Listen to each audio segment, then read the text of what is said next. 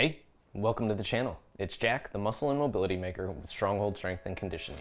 And today, we're gonna to be talking about the elbows out fault that you're experiencing on your bench press. But before we get into it, make sure you take a moment and hit that subscribe button so that you don't miss out on future content like this. Every Saturday, I'm putting out videos showing you how to resolve aches and pains, prevent injuries, and overall optimize your performance inside the gym and outside of it in your daily life and routine, and it doesn't get better than that. So take advantage of it. Ready? Let's go ahead and dive into this one.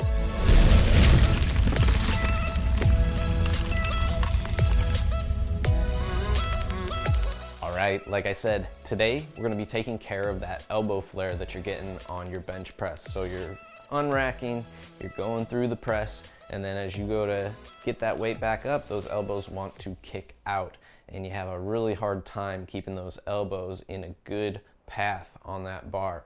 So that's what we're going to be addressing today, and there's a few components that we're going to be looking at to really make sure we take care of this in a good manner. First of all, there's going to be the actual motor patterning itself. If you're unaware of what that elbow path should actually look like, that you shouldn't have your elbows flaring out like butterfly wings or eagle wings, then we do have to adjust that to begin with and just have that assurance of this is the structure and shape that we should have when we're benching. And then we'll also look at the actual mobility factors that are at play here, things that are going to be the thoracic spinal column, the internal rotation of your shoulder, and the actual stability of your shoulder itself. So those are pieces that we're all going to take a look at, including even some downstream at the wrist and forearm, because that can play a role as well. If you're unable to actually rotate through the whole system of the arm, we have an issue with the ability to generate a stable position. So those are things we want to consider, and we'll take a look at the mobilities for each area, making sure that we're addressing each as we go, as well as building stability at the end here, and again, addressing your motor patterning. Ready? Let's go ahead and dive into it. We got plenty to talk about. All right, the first thing we want to address is the motor patterning of our bench press. Here you'll notice my setup, first of all, needs to be what's called a braced global extension. So you'll see kind of this arc back into the bench all the way from my legs into my shoulders. My glutes are tight from extending the hips, my knees are pulling wide, and my shoulder blades are packed on the upper back so that my mid back is in an arched position. As long as I'm keeping tension in this position, I'm protecting my back and keeping a good core brace. Now notice the bar path. I want almost a J-shaped bar path, keeping my elbows under the wrist with my elbows rotating in toward my ribs slightly. Doesn't have to be excessive. If it gets too excessive, this can also be problematic where the elbows will get too far under the wrist and cause problems there. Notice that I'm touching to my upper abdomen, lower rib cage there as I'm bringing the bar down and then pressing away. Now the key is that I'm always rotating torque into that bar, elbows in. So in order to get that braced global extension, it's important that we have good thoracic extension. If I lack thoracic extension in my upper spinal column, then that's going to pull my shoulder blades out of position and cause me to be unstable overall. And the likelihood of me over pressing where I'm pushing too far with the shoulder blades with the bench is going to be a problem here. So I want to make sure my global extension of the spine is a possibility by opening up thoracic extension. Here I'm using a kettlebell to load up a foam roller, keeping my abs engaged overall, and then arching back over the foam roller to make sure that we're getting a nice extension, checking different segments of that thoracic range and just seeing what we can find as we work here.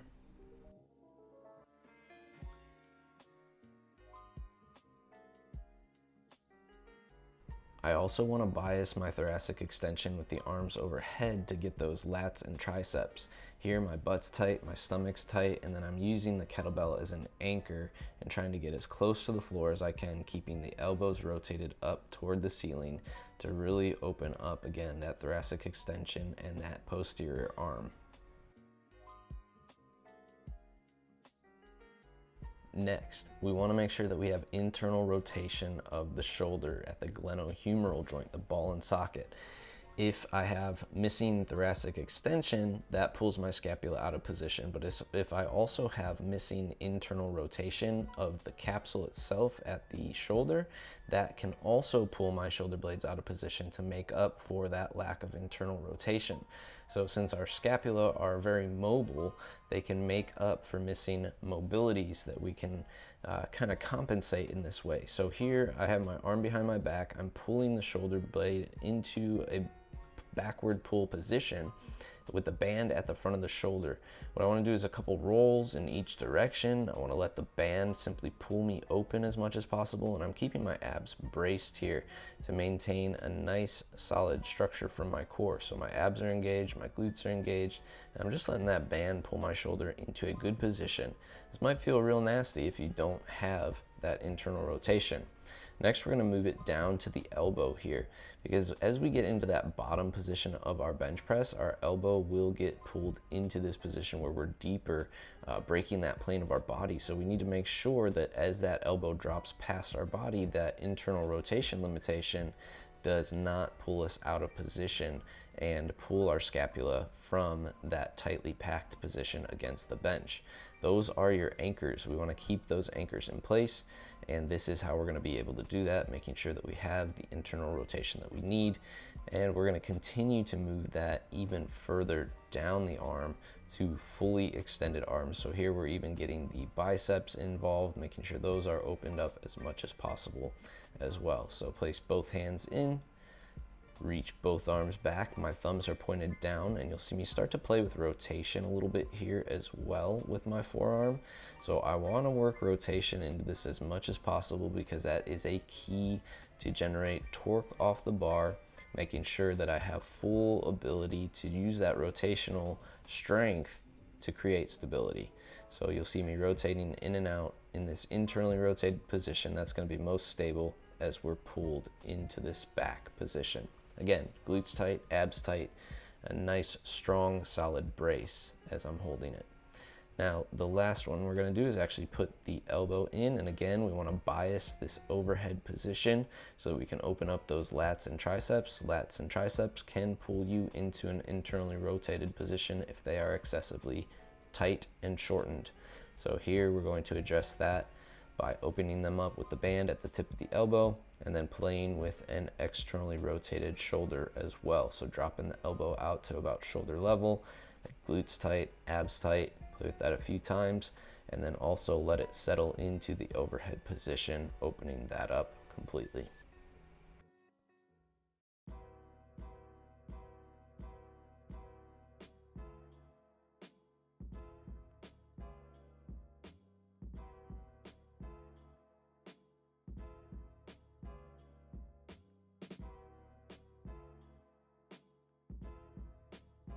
Still working with the bands. This is one I love to use to help emphasize that rotation through the system. So plant the hand, the band is at the elbow, pulling you open into that flare, and I'm actually going to rotate the elbows in toward the ribs. So you should feel this rotation go all the way from the wrist up into the shoulder at the back of the armpit there, and you're going to notice that it is going to challenge that lockout. So here, as I open up, the whole point is to keep that arm locked out in this stable position, and this is going to emphasize that. So we're really working for the lockout with rotation and torque through the arm.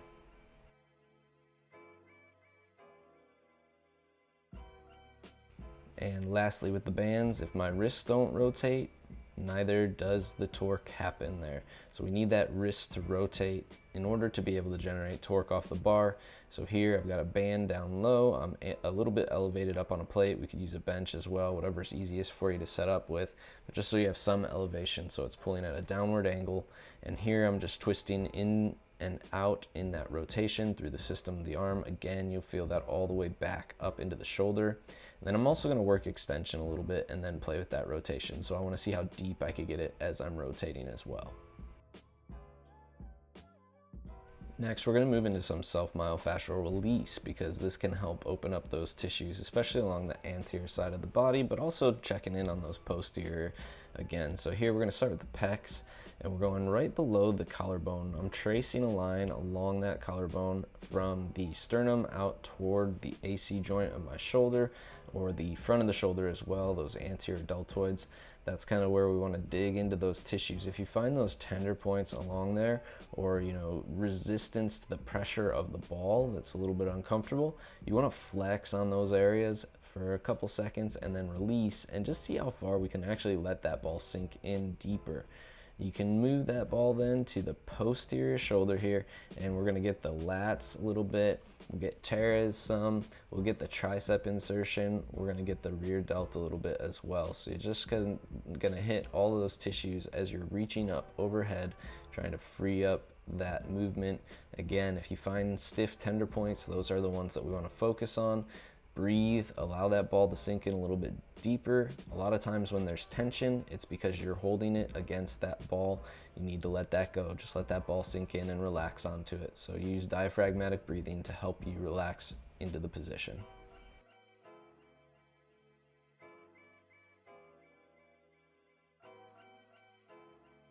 And here I'm using mobility floss to actually work the wrists and forearms a little bit, those tissues. You could also move this up to the elbow and do similar movements.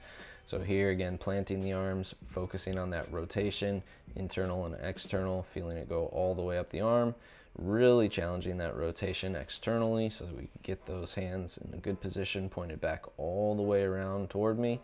Again, testing the full rotation of the system of the arm.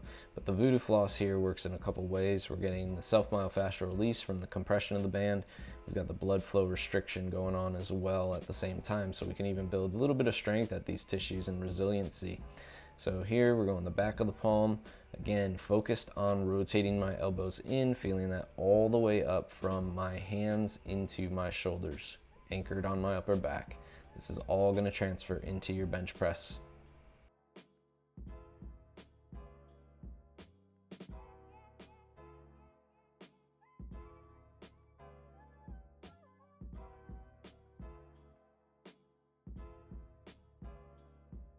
Lastly, here are a couple stabilizing exercises that I like to use to help really strengthen the stability, especially after you've opened up that range of motion.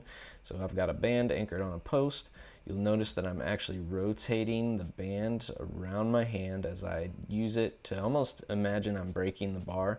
So I'm using the band instead of a bar to do that, pulling it down into my chest press, and I've got my glutes engaged, abs engaged, shoulder blades pulled down and back, holding a nice strong hip bridge here. So rotate, feel that torque, and then pull down into your high rib cage, low rib cage, upper abdomen there, and press back away. You can even add dumbbells or kettlebells to this, but I like to use the band because it's a nice cue in general.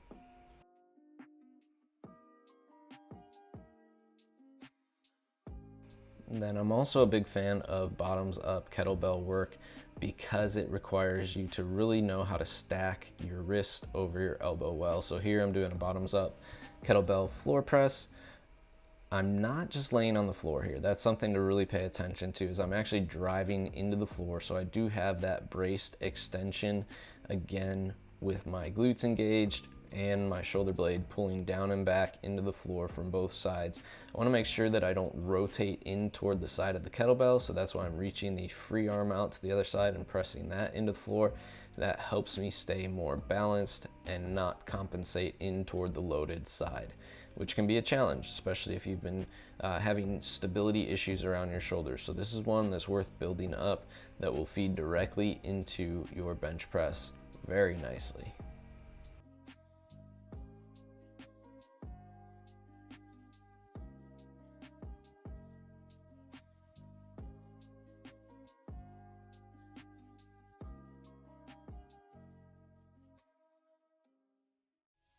All right, and there you have it.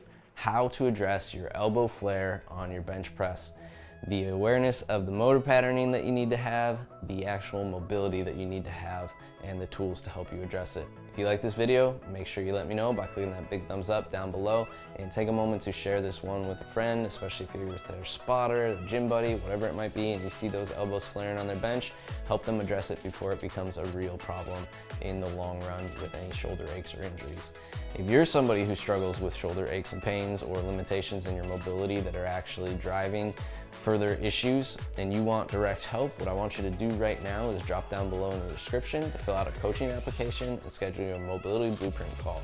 This will be our opportunity to get on a Zoom call together so that I can first of all take you through a bit of an assessment, gather all the information that I would need to tailor a program specific to your needs and goals, and walk you through that process firsthand as your coach. If that sounds good right now, get in that description, fill out that application, and schedule your call. Last but not least, if you have not already, make sure you take a moment and hit that subscribe button so that you don't miss out on future content like this. Every Saturday, I'm putting out videos showing how to resolve aches and pains, prevent injuries, and overall optimize your performance inside the gym and outside of it in your daily life and routine, and it does not get better than that. Welcome to the Stronghold Army. We'll see you next week.